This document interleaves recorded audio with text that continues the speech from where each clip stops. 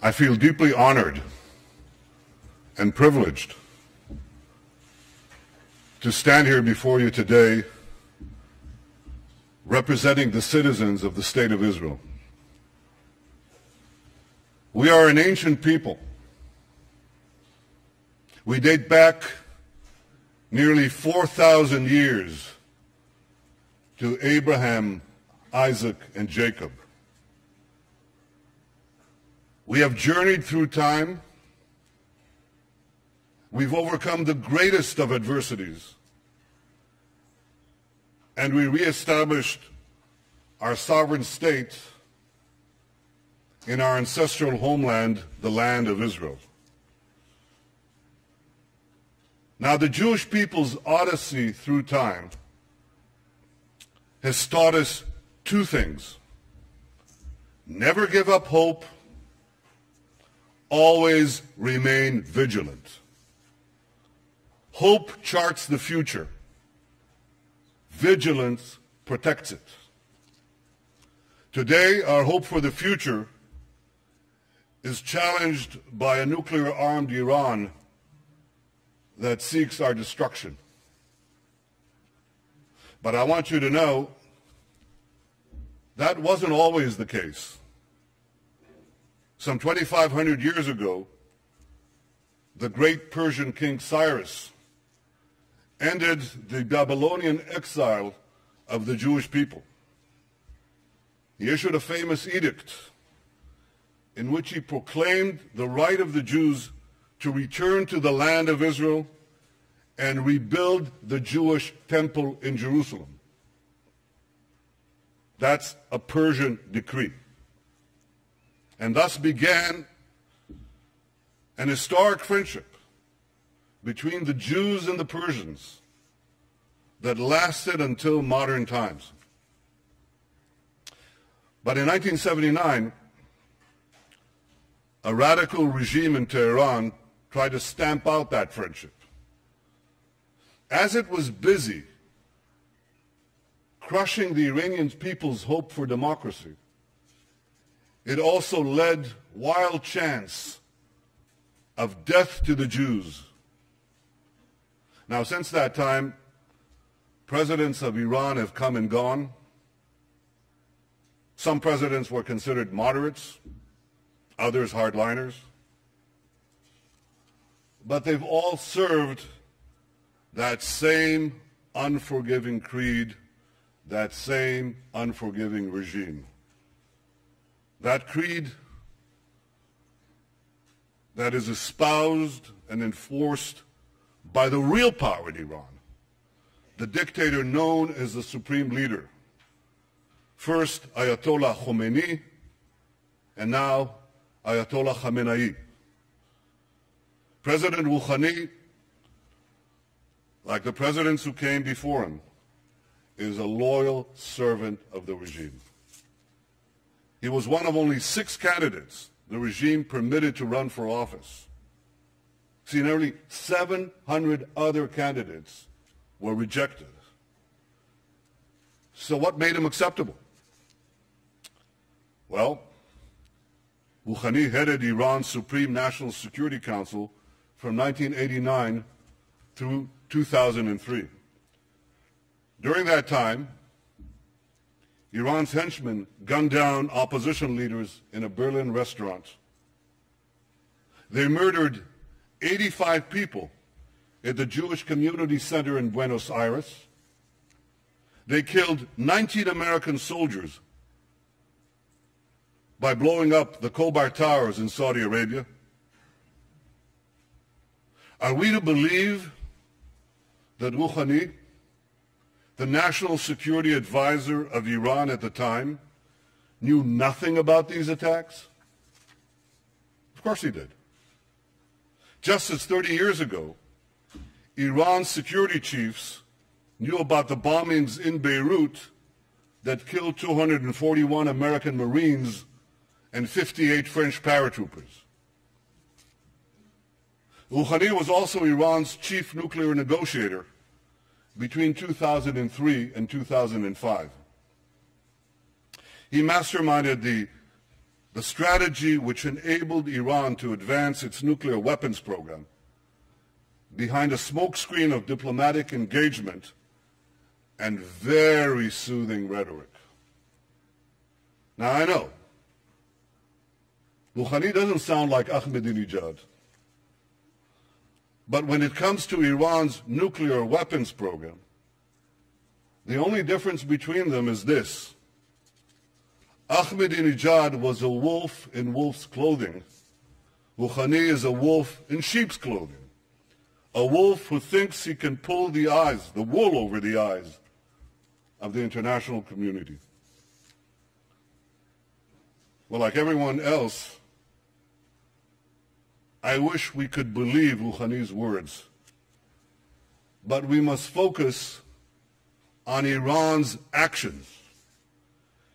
And it's the brazen contrast, this extraordinary contradiction between Rouhani's words and Iran's actions that is so startling. Rouhani stood at this very podium last week and praised Iranian democracy. Iranian democracy, he said. But the regime that he represents executes political dissidents by the hundreds and jails them by the thousands. Rouhani spoke of, quote, the human tragedy in Syria. Yet Iran directly participates in Assad's murder and massacre of tens of thousands of innocent men, women, and children in Syria. And that regime is propping up a Syrian regime that just used chemical weapons against its own people. Rouhani condemned the, quote, violent scourge of terrorism. Yet in the last 3 years alone, Iran has ordered, planned, or perpetrated terrorist attacks in 25 cities in 5 continents. Rouhani denounces, quote, attempts to change the regional balance through proxies. Yet Iran is actively destabilizing Lebanon, Yemen, Bahrain, and many other Middle Eastern countries. Rouhani promises, quote, constructive engagement with other countries. Yet 2 years ago, Iranian agents tried to assassinate Saudi Arabia's ambassador in Washington, D.C. And just 3 weeks ago, an Iranian agent was arrested trying to collect information for possible attacks against the American embassy in Tel Aviv. Some constructive engagement. I wish I could be moved by Rouhani's invitation to join his wave, a world against violence and extremism. Yet the only waves Iran has generated in the last 30 years are waves of violence and terrorism that it has unleashed in the region and across the world.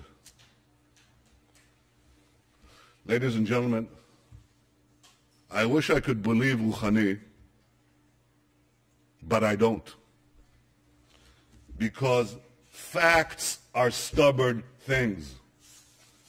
And the facts are that Iran's savage record flatly contradicts Rouhani's soothing rhetoric. Last Friday, Rouhani assured us that in pursuit of its nuclear program, Iran, this is a quote, Iran has never chosen deceit and secrecy.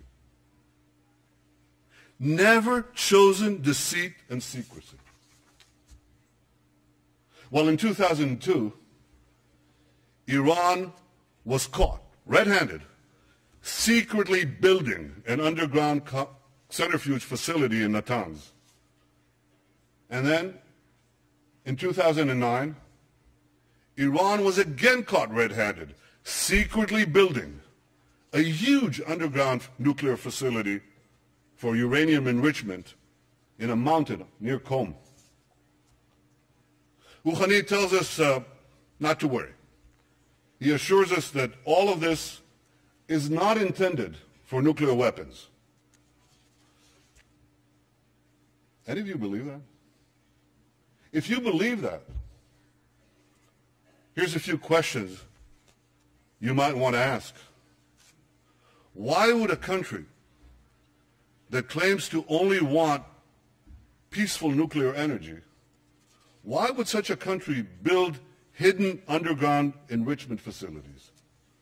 Why would a country with vast natural energy reserves invest billions in developing nuclear energy?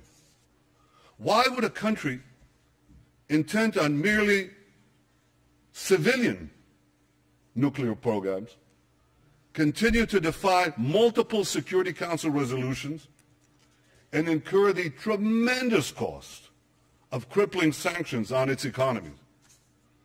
And why would a country with a peaceful nuclear program develop intercontinental ballistic missiles whose sole purpose is to deliver nuclear warheads? You don't build ICBMs to carry TNT thousands of miles away. You build them for one purpose, to carry nuclear warheads. And Iran is building now ICBMs that the United States says could reach this city in 3 or 4 years. Why would they do all this? The answer is simple. Iran is not building a peaceful nuclear program. Iran is developing nuclear weapons. Last year alone, Iran enriched 3 tons of uranium to 3.5%, doubled its stockpile of 20% enriched uranium, and added thousands of new centrifuges, including advanced centrifuges. It also continued work on the heavy water reactor in Iraq. That's in order to have another route to the bomb, a plutonium path. And since Rouhani's election, and I stress this vast and feverish effort has continued unabated. Ladies and gentlemen, underground nuclear facilities, heavy water reactors, advanced centrifuges, ICBMs. See, it's not that it's hard to find evidence that Iran has a nuclear program, a nuclear weapons program. It's hard to find evidence that Iran doesn't have a nuclear weapons program. Last year when I spoke here at the UN, I drew a red line. Now, Iran has been very careful not to cross that line.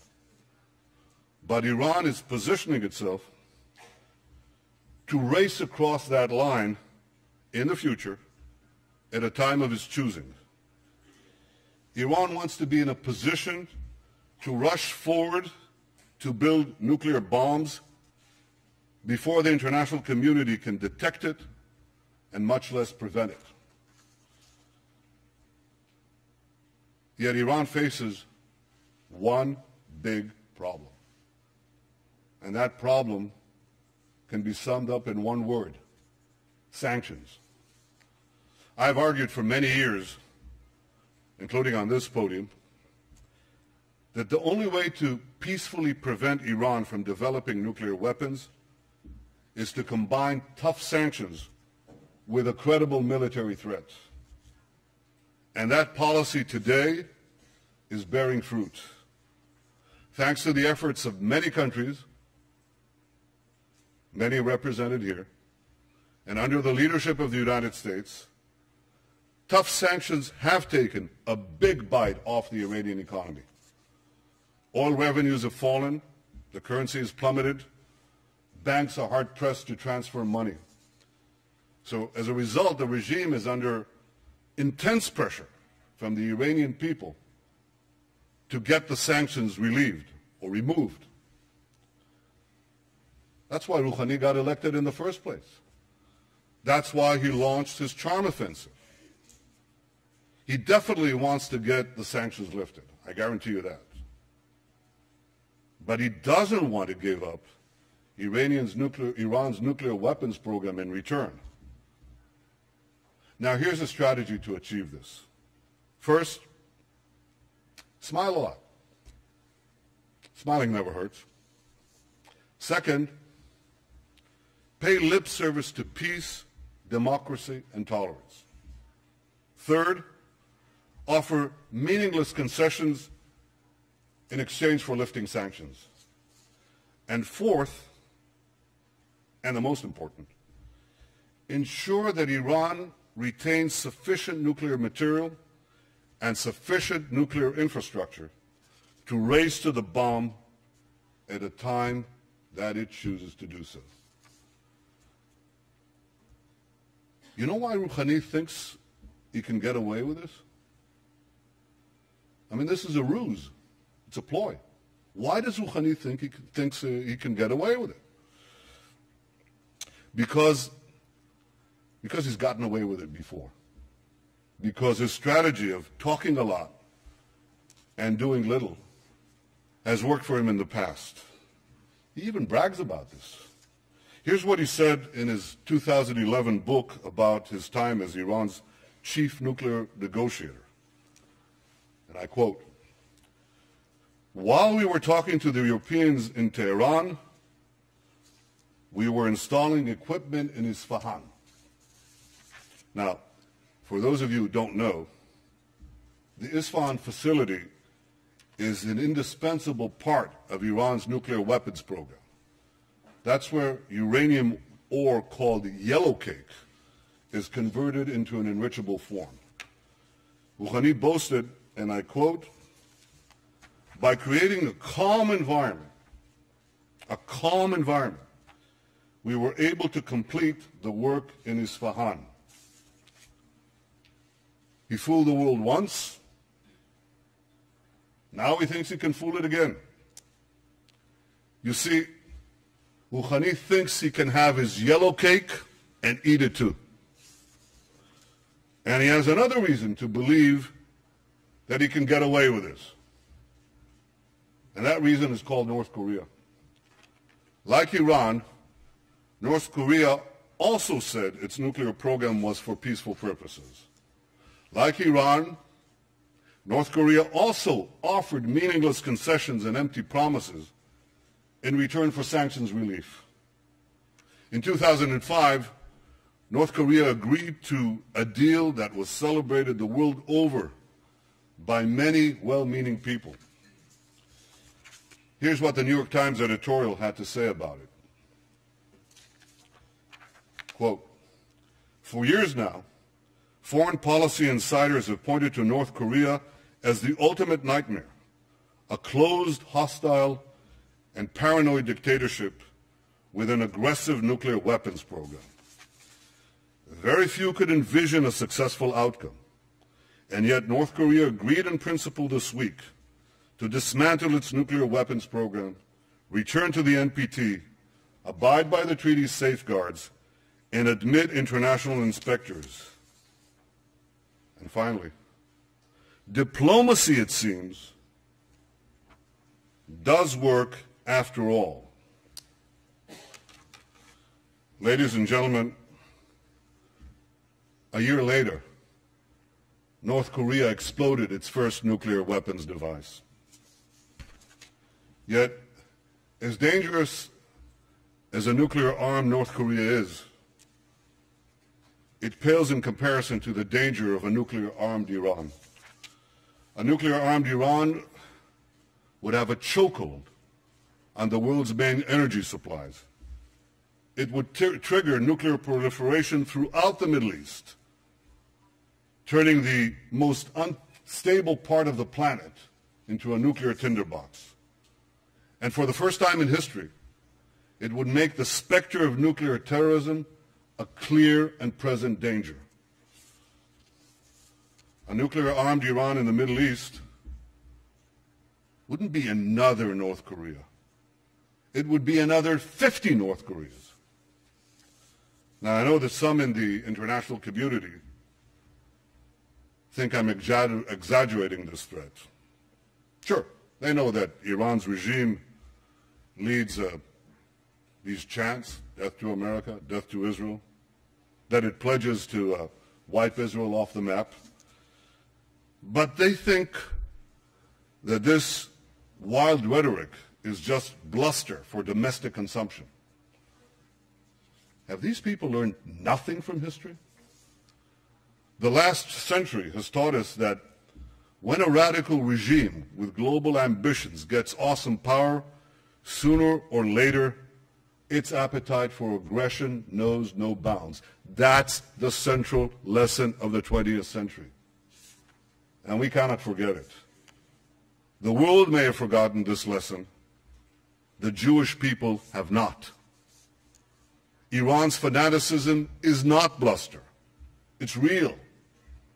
This fanatic regime must never be allowed to arm itself with nuclear weapons. I know that the world is weary of war. We in Israel, we know all too well the cost of war. But history has taught us that to prevent war tomorrow, we must be firm today.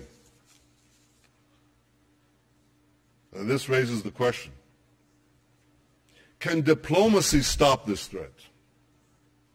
Well, the only diplomatic solution that would work is one that fully dismantles Iran's nuclear weapons program and prevents it from having one in the future. President Obama rightly said that Iran's conciliatory words must be matched by transparent, verifiable, and meaningful action. And to be meaningful, a diplomatic solution would require Iran to do four things. First, cease all uranium enrichment. This is called for by several Security Council resolutions. Second, remove from Iran's territory the stockpiles of enriched uranium. Third, dismantle the infrastructure for a nuclear breakout capability, including the underground facility at Qom and the advanced centrifuges in Natanz. And four, stop all work at the heavy water reactor in Iraq aimed at the production of plutonium. These steps would put an end to Iran's nuclear weapons program and eliminate its breakout capability. There are those who would readily agree to leave Iran with a residual capability to enrich uranium. I advise them to pay close attention to what Rouhani said in a speech to Iran's Supreme Cultural Revolutionary Council. This was published in 2005. I quote, here's what he said. A country that could enrich uranium to about 3.5% will also have the capability to enrich it to about 90%. Having fuel cycle capability virtually means that a country that possesses this capability is able to produce nuclear weapons. Precisely. This is why Iran's nuclear weapons program must be fully and verifiably dismantled. And this is why the pressure on Iran must continue. So here's what the international community must do. First, keep up the sanctions. If Iran advances its nuclear weapons program during negotiations, strengthen the sanctions. Second, don't agree to a partial deal. A partial deal would lift international sanctions that have taken years to put in place in exchange for cosmetic concessions that will take only weeks for Iran to reverse. Third, lift the sanctions only when Iran fully dismantles its nuclear weapons program. My friends, the international community has Iran on the ropes. If you want to knock out Iran's nuclear weapons program peacefully, don't let up the pressure. Keep it up. We all want to give diplomacy with Iran a chance to succeed. But when it comes to Iran, the greater the pressure, the greater the chance. 3 decades ago, President Ronald Reagan famously advised, trust but verify. When it comes to Iran's nuclear weapons program, here's my advice. Distrust, dismantle, and verify. Ladies and gentlemen, Israel will never acquiesce to nuclear arms in the hands of a rogue regime that repeatedly promises to wipe us off the map. Against such a threat, Israel will have no choice but to defend itself. I want there to be no confusion on this point. Israel will not allow Iran to get nuclear weapons. If Israel is forced to stand alone, Israel will stand alone. Yet in standing alone, Israel will know that we will be defending many, many others. The dangers of a nuclear-armed Iran and the emergence of other threats in our region have led many of our Arab neighbors to recognize, finally recognize, that Israel is not their enemy. And this affords us the opportunity to overcome historic animosities and build new relationships, new friendships, new hopes. Israel welcomes engagement with the wider Arab world. We hope that our common interests and common challenges will help us forge a more peaceful future. And Israel continues to seek an historic compromise with our Palestinian neighbors, one that ends our conflict once and for all. We want peace based on security and mutual recognition, in which a demilitarized Palestinian state recognizes the Jewish state of Israel. I remain committed to achieving an historic reconciliation and building a better future for Israelis and Palestinians alike. Now, I have no illusions about how difficult this will be to achieve. 20 years ago, the peace process between Israel and the Palestinians began. 6 Israeli prime ministers, myself included, have not succeeded at achieving peace with the Palestinians. My predecessors were prepared to make painful concessions. So am I. But so far, Palestinian leaders haven't been prepared to offer the painful concessions they must make in order to end the conflict. For peace to be achieved, the Palestinians must finally recognize the Jewish state, and Israel's security needs must be met. I am prepared to make an historic compromise for a genuine and enduring peace, but I will never compromise on the security of my people and of my country, the one and only Jewish state. Ladies and gentlemen, one cold day in the late 19th century, my grandfather, Nathan, and his younger brother, Judah, were standing in a railway station in the heart of Europe. They were seen by a group of anti-Semitic hoodlums who ran towards them, waving clubs, screaming, "Death to the Jews." My grandfather shouted to his younger brother to flee and save himself. And he then stood alone against the raging mob to slow it down. They beat him senseless. They left him for dead. And before he passed out, covered in his own blood, he said to himself, "What a disgrace. What a disgrace. The descendants of the Maccabees lie in the mud, powerless to defend themselves. He promised himself then that if he lived, he would take his family to the Jewish homeland and help build a future for the Jewish people. I stand here today as Israel's Prime Minister because my grandfather kept that promise. And so many other Israelis have a similar story, a parent or a grandparent who fled every conceivable oppression and came to Israel to start a new life in our ancient homeland. Together we've transformed a bludgeoned Jewish people, left for dead, into a vibrant, thriving nation, defending itself with the courage of modern Maccabees, developing limitless possibilities for the future. In our time, the biblical prophecies are being realized.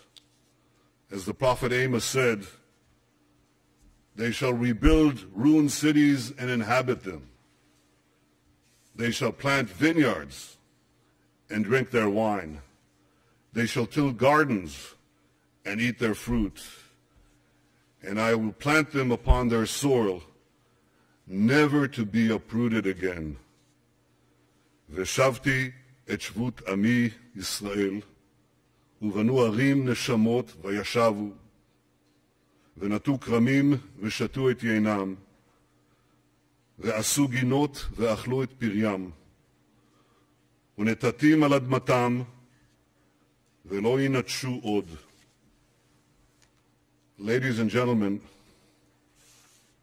the people of Israel have come home never to be uprooted again.